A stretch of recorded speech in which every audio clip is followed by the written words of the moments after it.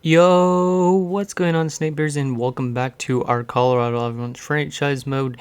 So in last episode, we had arguably our worst season yet, as we just barely made it into the playoffs, and then we got ousted in the first round against the Los Angeles Kings, the Cup champions in year number probably 7 or 8 was the Washington Capitals, so that's kind of a bit of a surprise considering in real life they didn't win until 2018. So anyways, we're up here in the offseason at the draft, and I wasn't really sure on who I wanted to go after draft wise. I think I mentioned in last episode at the end that I was kind of toying towards taking this Roy Georgianovic guy, but if you look at his stats, they look pretty good, but he's only listed as 2 out of 4 medium elite, so he might not be a medium elite defenseman, like he might be more of a top 4.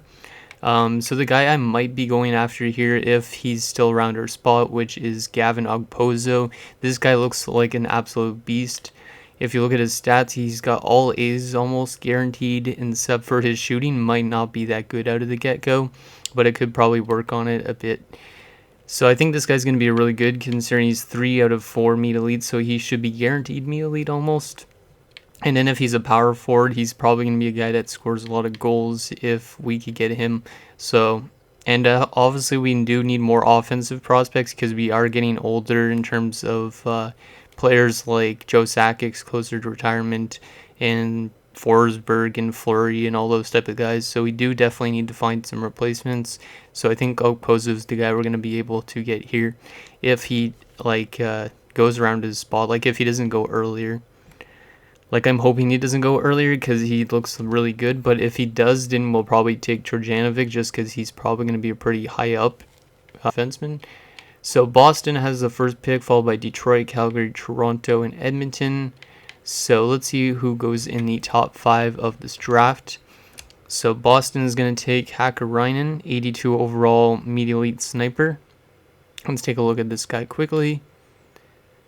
Wow, he's already got 87 offensive awareness, and this guy's got a really good shot too. 92 slap shot power, 93 wrist shot power, and really good accuracy. So this guy might be a future Maurice Richard winner. The Detroit Red Wings are going to take Joe Wensu, center, two-way forward. Interesting, 80 overall, 78 for light, going to Calgary. Toronto takes Raffle, who's at 76, so it might be a bit of a weaker draft for the most part. Like, the first round might be good, but... And Galiev is also at 76. Okay, so that is the top 5. Let's send to our pick, and hopefully Okpozo doesn't go earlier. Doesn't look like he did. Nope, he did not go earlier, which is great. Means we still have a chance for him. So, yeah, we're going to take Okpozo with our pick. And then we're going to just go a couple more picks up to see what Janovic is. So, Okpozo, we're excited to have you in Colorado. Welcome aboard from the Spokane Chiefs of the WHL. And he's a 74 overall medium top 6 grinder. So, damn, okay, that was not the greatest pick, actually. I was thinking he'd be a medium elite, but he's not even a power forward. He's a grinder, and he's 74 overall, and he's a top 6. That's pretty interesting. Like, this guy could be a really good, like, penalty killer or bottom 6 forward. Or top 9 forward, for that matter. But definitely not what I was expecting. Holy, okay. Well, welcome aboard, Gavin. His offensive awareness isn't the greatest, but he's got decent defensive awareness. His aggressiveness and stuff like that is pretty good. Like, his physical attributes. His skating is decent. Okay, this guy should be okay. But not what I was expecting. Hopefully Trojanovic isn't that good, because the computer was saying for me to draft Trojanovic with the pick, so hopefully we made the right choice. And wow, we missed out on a medium late center power forward in Samard. Well, that's not good. Yeah, this guy might take a while to develop still, but nice pick for the San Jose Sharks. Another medium elite going, so we might have made the wrong choice, but we got a higher overall out of the draft, which is okay. Tuominen goes to St. Louis. The Rangers are going to take Dopita. And Trojanovic was a medium top 4, so it wasn't actually as good of a draft as I was thinking for those picks, but we got a really high up overall grinder, which I've never seen before in my life. So let's see, Trojanovic going to the Coyotes. He's not the greatest, but he is a two-way defenseman and not an offensive like I was saying. So let's send him to our second round pick now because we got not a lot of time to kill. We don't want this episode going super long just because of the draft. So there's a low elite center. Maybe we'll take him. Yeah, he's not going to be the greatest overall out of the draft, but he still could be good. Bryant Pierce. Or do we take this guy who's a gem? Or this low top 4 who's also a gem? Preston Mink, how good is he? All B's and C's. That's not bad. This Pierce guy isn't that good either. But he's guaranteed low elite. You know what? Let's take... No, we're going to take Pierce. Yeah, because he's guaranteed low elite. We do need a center, honestly, to replace Sakic. So he's a 61 overall, so that's going to be probably pretty good. Then again, some low elites don't pan out that well. There's a medium elite goalie. We don't need goalie prospects, so I would trade him or pick him up just for trade bait maybe, but I don't really like doing that. Braxton Drury, medium top 6 defenseman. I don't know what we want to go after here. Let's start by potential. Left wing medium elite. We might just take this guy, even though he's not supposed to go for a while. Tony Jokela. Doesn't look like he's going to be that good out of the draft, but let's just take him anyways. Might be a future replacement for Forsberg. That is if he grows. Our 4th for a 4th and a 7th. No, thank you. I just want to check the first round quickly because there was a little meme that I made of one of these guys that you guys would have seen on Twitter. Where did he go? There he is, Reading Man. This guy's name is Reed, and his last name is Dingman. I made like this stupid meme. He's a Reading Man, but he goes to the Toronto Maple Leafs, so we'll keep tabs on that guy, see how good he does throughout his career, maybe, just because he's a pretty cool meme. So anyways, with our 4th round pick, what do we want to get? Maybe in top 6 defenseman would be okay if they actually pan out. This guy doesn't look horrible. Well, he's horrible, but he's not that good either. Let's just take him for maybe trade bait. What was that pick, actually? That was 4th round, I think I just said. He's probably just a medium top 6, right? 7th DU. Okay, that was a really bad pick. Yeah, this draft is actually pretty weak in comparison to some of them, but at least we got a pretty good grinder. Not that I was expecting him to be one. I thought he was going to be more of a offensive guy. Jeremy Strong, no thanks. Let's go by... No, let's just take the low top 9. Screw that. 56 overall. Probably not going to pan out, but might as well take him anyways. Because some computers like trading for low top 9s, it seems like. Let's go potential. Medium elite goalie again. Low elite defenseman. I had this guy pinned, Stu DiPietro. And we'll just take him, even though he's not supposed to go in this year's draft. We'll take him anyways. Some of these guys will probably not be signed until their last year of their contracts or something like that. And yeah, I'll just take Bobkov. Why not? Low top 4. So overall wise, not a very good draft. Like, I mean, our first pick was pretty good, like in terms of overall in Okposo, but the rest of them were kind of meh a bit. Pierce was okay as well, I guess. But Okposo will be probably just like a good penalty killer for us down the road. Maybe even higher than that, considering he's a top 6 forward. So we got to get our scout back. So that is our Russian one, which shares the same name with our Carolina Hurricanes goaltending legend in our franchise mode from NHL 18, if you guys didn't notice that. Okay, so now on to the contract renewals. We got some big contracts to dish out this year. In terms of RFAs, at least. We got Strudwick, who's going to want a big contract. 89 overall at 22. Keefe is going to want a probably decent one. Zadorov and Roach, probably not that much. And then Burkholz is probably just going to want a 2-way deal. These guys just probably want 2-way deals, but one of them is going to be let go of.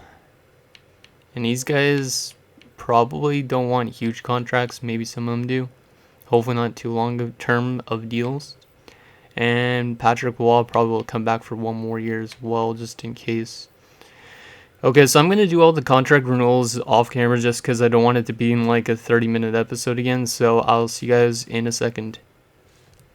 Okay, guys, so I got pretty much back everybody. I just got these guys left to go through. So we're going to assign Drury probably for only 1 year based on his age.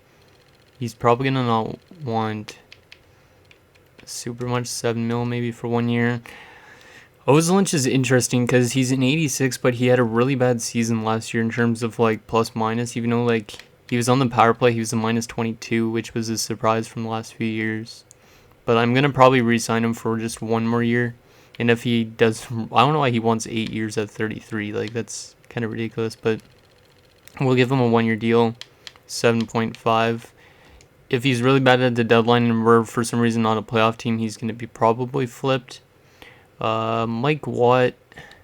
I want Jan Bulis back for sure, I think, for 1 year at least. Most of these guys I might just give 1 year contracts to. That way we have them in case of anything. Mike Watt. Yeah, you know what? I'll bring back Mike Watt. I'll probably let go, though, of Matthew Dandino and make some room on the defensive core, and then we could maybe sign a new youngster or something. Yeah, I'm going to let go of Dandino. Who else is it? Theo Fleury, 37.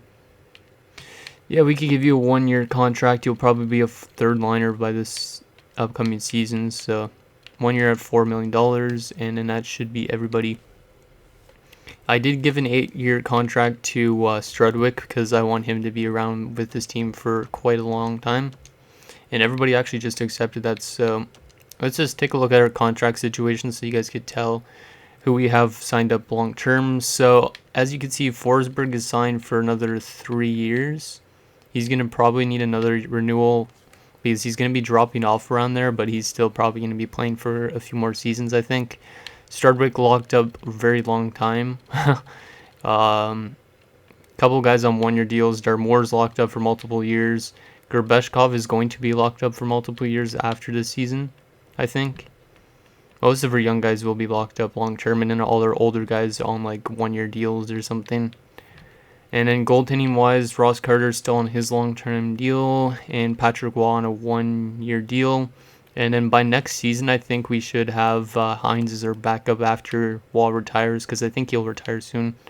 So I think we're in a good part, like cap wise, even though there is no salary cap in this build, but still. So let's into free agency now and see what's available and what we need. I believe we need at least a top 6 defenseman, maybe a top 4. Not sure about offensively. So let's take a look at what we have so far. So center wise, if we play we could actually play Forsberg at center this year potentially, but I don't think I will. No. So 1, 2, 3. Well, actually, I might play Sakic still. I don't know if I would play Sakic as a second liner. He might actually play Forsberg as center and then go like 1, 2, 3, and then play Zadorov as a winger or Sakic as a winger. That's always a possibility. So let's just say we have 4 centers, and then let's say we got 4 wingers since one of those centers would be a winger, and then we have 4 there. So I think we're actually pretty good in terms of offense. Maybe we need 1 more depth guy. Yeah, we'll probably need maybe some depth. And then defensively, 1, 2, 3, 4. Roach is probably still going to be a top 6 defenseman, so we need at least 2 more defensemen, maybe 1 depth and 1 top 6. Okay, so we just basically need depth forwards, and then a depth defenseman and a top 6 defenseman, so nothing too huge, I think. So let's see what's available. I don't care if we don't make the playoffs this year, because at the same time, maybe there's going to be a good player at the draft. I have no idea. So, defenseman. Depth defender-wise, I think we'll bring in...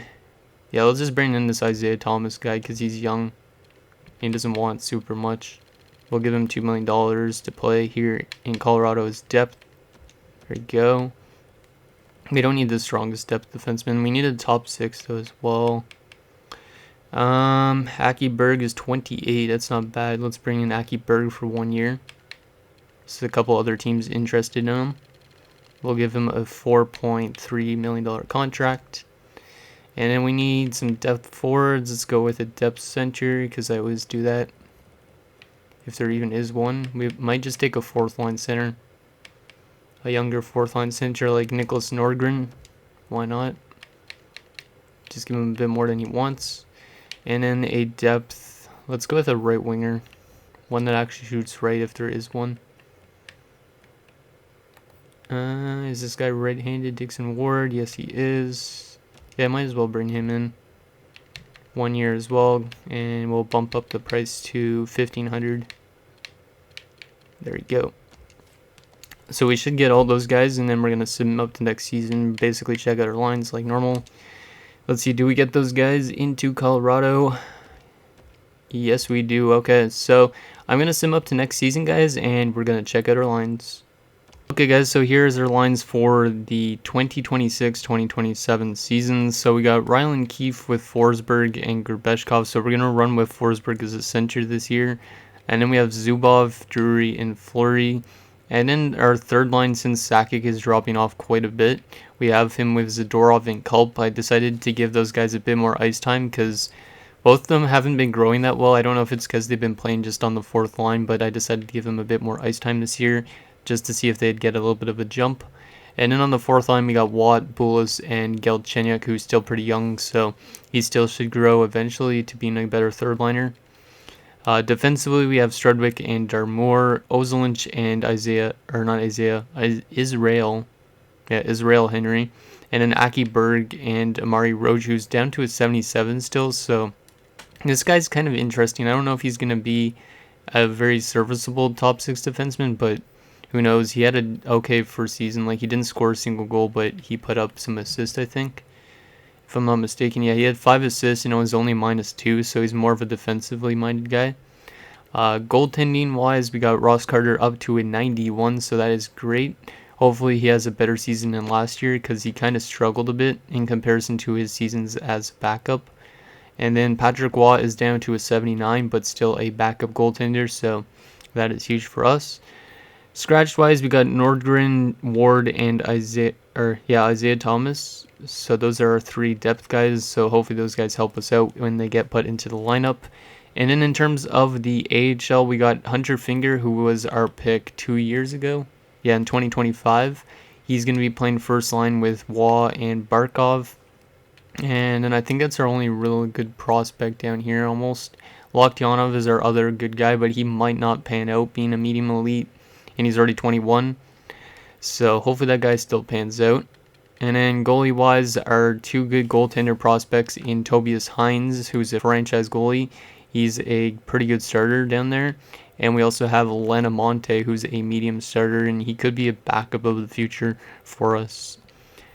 And then scratch-wise, they don't really have anything. So other than that, I think we are going to have an okay season. Like, I know we're not the strongest team, but if we miss the playoffs, like I said, it's not the biggest concern, considering we could potentially bring in a really good prospect, which we kind of need because we have some good pieces, but we need that one dominant guy. We don't know anything about these guys yet, but this is the upcoming draft class, in case you guys wanted to take a look. Anybody interesting with interesting names or anything in this first round? JC Bowl. Doesn't look like it. There's another Culp guy. Interesting. Maybe the brother of our Culp guy. Blacker. Well, that's an interesting name. Dallas Blacker. That's a pretty cool name, actually, to be honest. Okay, so anyways, guys, that is going to do it for this episode for Colorado Avalanche franchise mode. So in next episode, we are going to take it to the season simulation and see if we can make the playoffs. And if we don't, it's not the biggest concern because we're kind of retooling a bit on our team. So let me know what you guys think, and I'll see you guys next time.